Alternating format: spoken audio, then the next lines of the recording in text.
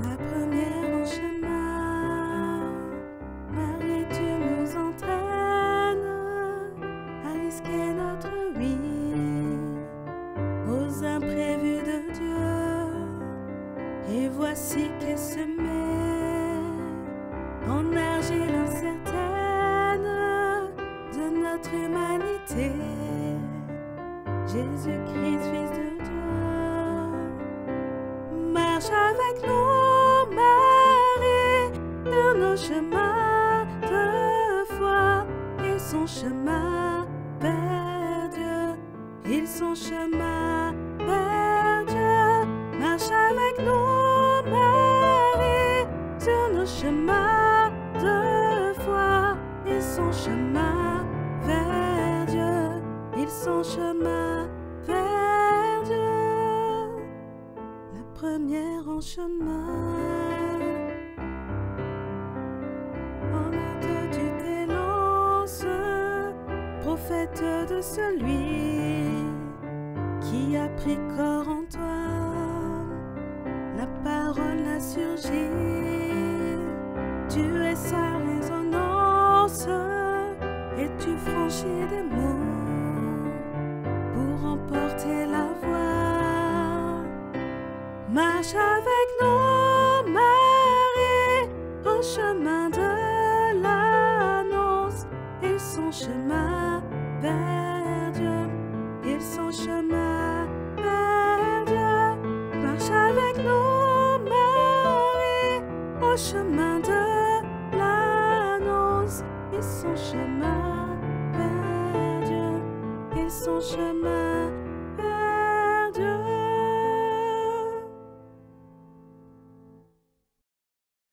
Mercredi 17 février 2021, mercredi des cendres, entrée en carême, lecture du livre du prophète Joël, chapitre 2, versets 12 à 18, psaume 50, lecture de la deuxième lettre de saint Paul apôtre aux Corinthiens, chapitre 5, versets 20 à 2, évangile de Jésus-Christ selon saint Matthieu, chapitre 6, versets 1 à 18. Écoutons. En ce temps-là, Jésus disait à ses disciples, « Ce que vous faites pour devenir des justes, évitez de l'accomplir devant les hommes pour vous faire remarquer. Sinon, il n'y a pas de récompense pour vous auprès de votre Père qui est aux cieux. Ainsi, quand tu fais l'aumône, ne fais pas sonner la trompette devant toi comme les hypocrites qui se donnent en spectacle dans les synagogues et dans les rues pour obtenir la gloire qui vient des hommes. Amen, je vous le déclare, ceux-là ont reçu leur récompense. Mais toi, quand tu fais l'aumône, que ta main gauche ignore ce que fait ta main droite, afin que ton aumône reste dans le secret, ton Père qui voit dans le secret te le rendra. Et quand vous priez, ne soyez pas comme les hypocrites. Ils aiment à se tenir debout dans les synagogues et au carrefour, pour bien se montrer aux hommes quand ils prient. Amen, je vous le dis, ceux-là ont reconnu leur récompense. Mais toi, quand tu pries, retire-toi dans ta pièce la plus retirée, ferme la porte et prie ton Père qui est présent dans le secret. Ton Père qui voit dans le secret te le rendra. Et quand vous jeûnez, ne prenez pas un air abattu, comme les hypocrites. Ils prennent une mine défaite pour bien montrer aux hommes qu'ils jeûnent. Amen, je vous le déclare. Ceux-là ont reçu leur récompense. Mais toi, quand tu jeûnes, parfume-toi la tête et lave-toi le visage. Ainsi ton jeûne ne sera pas connu des hommes, mais seulement de ton Père qui est présent au plus secret. Ton Père qui voit au plus secret te le rendra. Frères et sœurs, nous voici arrivés avec ce premier mercredi des cendres dans le temps de Carême. 40 jours traditionnellement qui nous séparent de Pâques. C'est le temps privilégié de la conversion.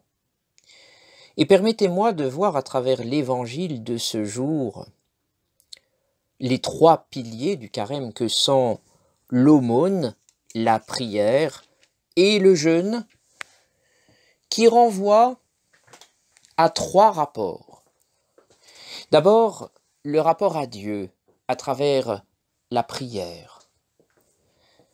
Le carême est le temps privilégié pour approfondir sa relation avec Dieu le Père, entre les mains de qui nous pouvons nous confier dans la confiance et dans l'abandon. Peut-être que pendant ce temps de carême, nous pouvons essayer d'approfondir, intérioriser, ruminer cette prière que nous connaissons tous, qui est également un chant. Mon Père, je m'abandonne à toi. Personnellement, chaque matin, je veille à consacrer ma journée au Père, en lui remettant tout, mes joies, mes croix, de manière à ce que rien ne lui échappe, et qu'à la fin de la journée, eh bien, je lui rende en action de grâce tout ce que j'ai reçu de lui. Premier rapport donc au Père, la prière. Deuxième pilier, bien sûr l'aumône, la charité. Le temps du carême est l'occasion de laisser peut-être Saint Vincent nous dire « Soyez inventifs dans la charité », puisque l'amour est inventif à l'infini.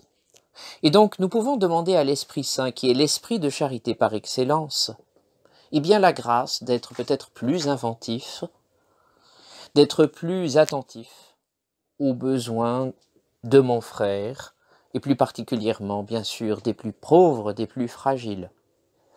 Le temps de la quarantaine que nous impose d'une certaine manière cette pandémie implique beaucoup de délicatesse, beaucoup de persévérance, beaucoup d'attention dans notre rapport à l'autre. Donc demandons à l'Esprit Saint de nous aider. Troisième et dernier pilier, le jeûne, que je mettrai en rapport avec nous-mêmes. De même que le premier pilier, la prière, se rapporte plutôt à Dieu, le deuxième, la charité, à mon prochain, eh bien le jeûne, permettez-moi de le mettre en rapport avec nous-mêmes. Voilà, est-ce que je vais profiter aussi de ce carême d'une certaine manière pour me purifier physiquement, psychologiquement, spirituellement, me donner du temps pour distinguer, discerner ce qui est essentiel de ce qui est accessoire. C'est vraiment le temps de la prise de recul, de la mise en retrait. Et cela me paraît d'autant plus important que nous vivons une époque difficile avec cette crise sanitaire. Donc n'hésitons pas à demander à Dieu la force et la grâce de prendre du recul. Et c'est ainsi que nous enrichirons notre carême.